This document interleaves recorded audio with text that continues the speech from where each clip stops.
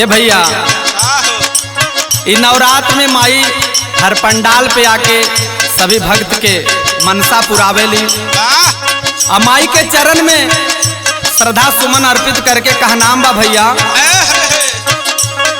हमार जननी चल तो हमरे बखरिया,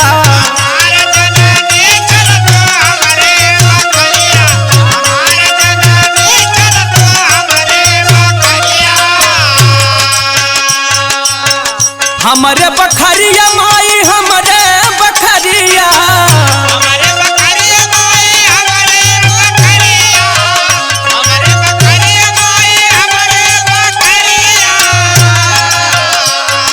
हमार जननी चल तू हमरे बखरिया,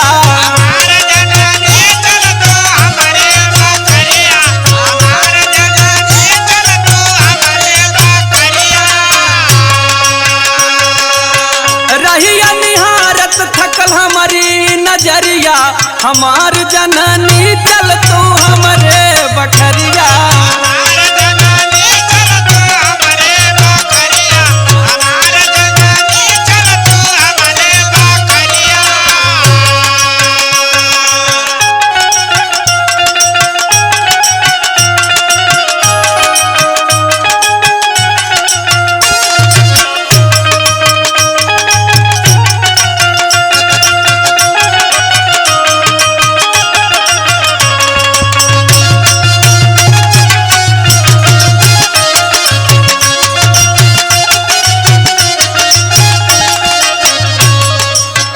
कहिए से असरा लगौले हम बानी,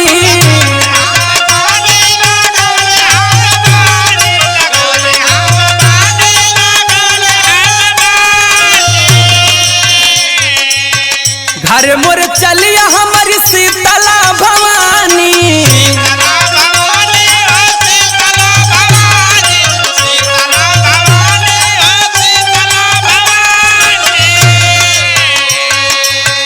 कहिए से असरा लगौले हम बानी, घर मोर चलिया हमारी शीतला भवानी, अरे झलुआ लगौले बाटिन मिया के डरिया, हमार जननी चल तू हमरे बखरिया,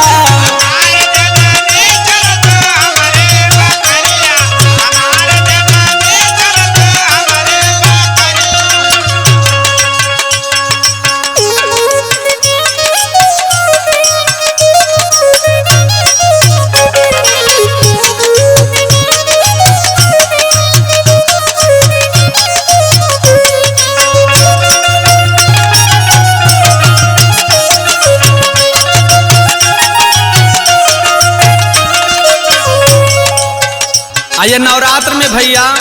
राहुल और रोहित और धनजीत भैया के साथ माई के चरण धोवे के बाद कहनाम बका, राहुल हनुमान डूबे धइहे चरनिया,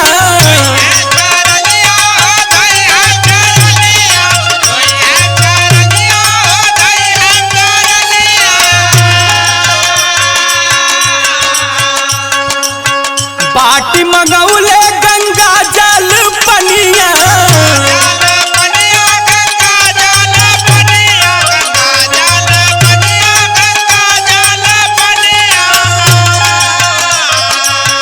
राहुल हनुमान डूबे धइहे चरनिया, बाटी मंगौले गंगा जल पनिया, दे तू बरसाई माई खुशिया के बदरिया, हमार जननी चल तू हमरे बखरिया,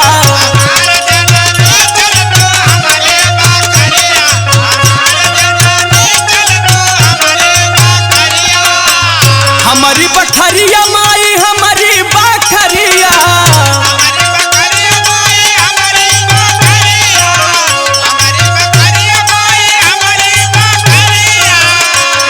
हमार जननी चल तू हमरे